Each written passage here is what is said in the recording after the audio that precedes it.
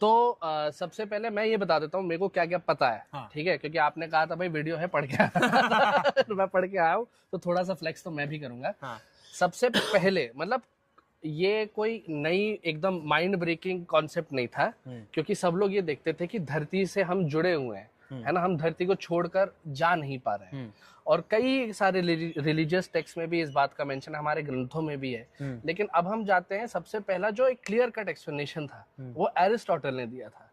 Aristotle का ये कहना था कि 4 मेन एलिमेंट्स होते हैं, उनमें से एक अर्थ है, वाटर है, एयर है और फायर है, और इन सबका अपना अपना नेचर है। अर्थ जो है वो बहुत बड़ा है, उसका मास बहुत ज्यादा है, तो वो केवल सेंटर में नहीं, वो यूनिवर्स के सेंटर में है। हमारे इर्द गिर्द सब चीजें घूमती हैं। पानी जो है क्योंकि बहुत सारा है लेकिन अर्थ से हल्का है, वो अर्थ के आजू बाजू ही रहता है।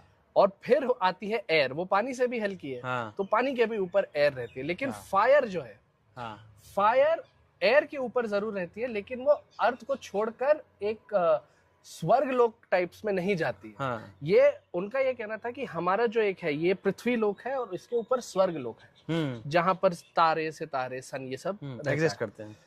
और उनका ये भी कहना था कि हर एक चीज का अपना नेचर है। जैसे अर्थ का ही ऐसा नेचर है कि वो भारी है, वो सेंटर में है। हमारा ये नेचर है कि हम पृथ्वी से जुड़े रहते हैं, और जो चीजें हैं जो उड़ती हैं, जैसे कि बर्ड्स हो गए, कई सारे जो बग्स हैं, उनका ये नेचर है कि वो हवा में ही रहते हैं, है ना। लेकिन इस कॉन्सेप्ट को, और क्योंकि सब चीज का अपना अपना नेचर रहता है, अलग अलग चीजें अलग अलग स्पीड से नीचे गिरती है। पंख धीरे गिरता है, कोई एक गेंद है वो जल्दी गिरेगी।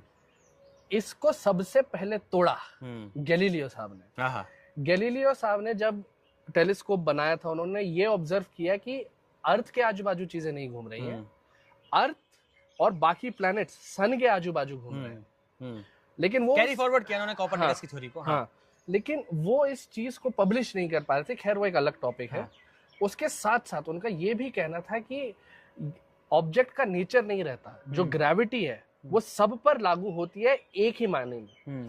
इसलिए उन्होंने एक बड़ा हैवी बॉल और एक छोटी सी गेंद, दोनों एक ही टाइम पर लीनिंग टावर ऑफ पीसा जो है, जो ऐसी टेढ़ी रहती है वहां पे उन्होंने ऐसा टेढ़ा खड़े रहे बहुत मशक्कत। एकदम बैलेंस, ये बैलेंस बैलेंस करके उन्होंने फिर दोनों बॉल्स जब फेंकी, तो उन्होंने ये प्रूव कर दिया कि एक भारी बॉल और एक लाइट बॉल दोनों एक ही समय पर नीचे टच की। तो इससे एरिस्टोटल की पहला एक ब्रेक थ्रू मिला था हमें ग्रेविटी में। एक झटका